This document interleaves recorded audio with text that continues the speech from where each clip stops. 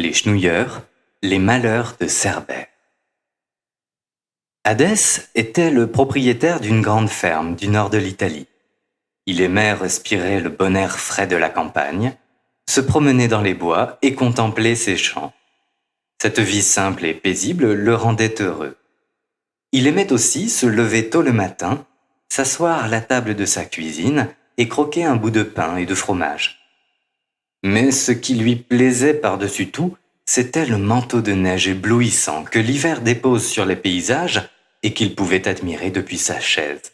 « Non, rien d'aussi beau que la neige », disait-il en tapant la table de son gros poing de fermier.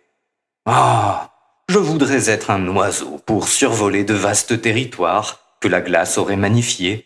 Je voudrais qu'on entendît toute l'année teinter sur la vitre sonore le grésil léger qui bondit. Maudit printemps, reviendras-tu toujours ?» À défaut de grésil, Hadès entendait le couassement des grenouilles au sortir de leur hibernation. Il reprenait alors son labeur, qu'il interrompait souvent en s'appuyant sur sa fourche à deux pointes pour mieux penser à la neige fondue. Heureusement que son brave chien était là pour lui remonter le moral, pour lui lécher les joues quand il était un peu triste, et ce, même si le fermier l'avait injustement grondé quelque temps plus tôt.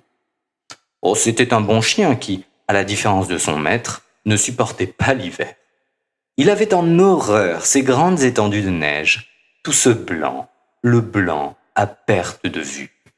Un jour où il s'était perdu dans la forêt, un sanglier colossal le prit en chasse et le poursuivit sans relâche jusqu'à ce qu'il s'écroule à bout de souffle au fond d'un ravin plein de neige.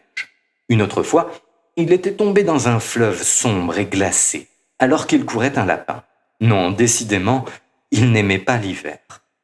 L'aventure qui le dégoûta définitivement de cette saison est liée à la présence de chenouilleurs sur le domaine d'Hadès.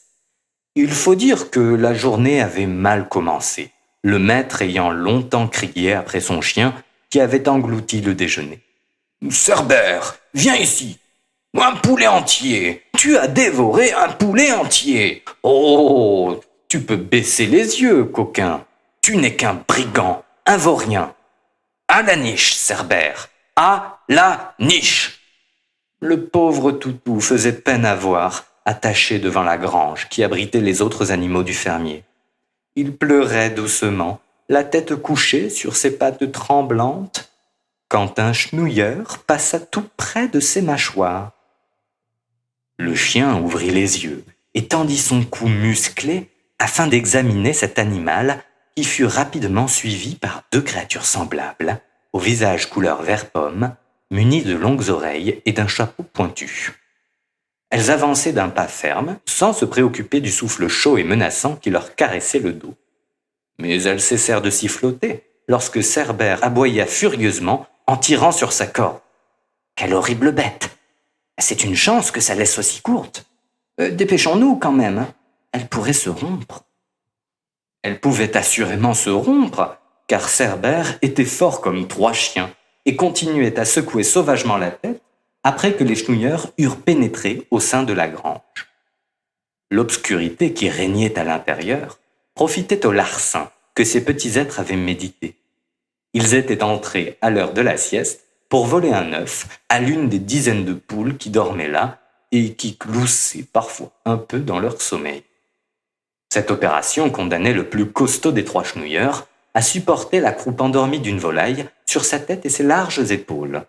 La peau de son visage, qui rougissait en raison de cet effort intense, tourna au vert pâle, comme il devinait dans l'ombre la silhouette du chien enragé. À sa vue, il faillit mourir de frayeur et manqua de céder sous le poids du croupion. Avant que lui ou ses complices aient pu dire chenouille, le chien de garde s'élança et fut sur eux, prêt à user de ses crocs impitoyables, indifférent au chaos qu'il semait en poursuivant la vermine qui se faufilait entre les poulettes. Les chenouilleurs auraient payé chèrement leur inconséquence si les cocottes ne s'étaient pas réveillées au bruit de la course agressive que Cerbère entreprenait pour se venger des fous qui avaient osé lui rire au museau. Des œufs éclatés sur le sol et des plumes volées dans l'air. Les pondeuses marquèrent leur indignation devant ce désordre que n'avait jamais connu le dortoir par des caquettements effarouchés qui apeurèrent un vieil âne couché sur la paille à proximité.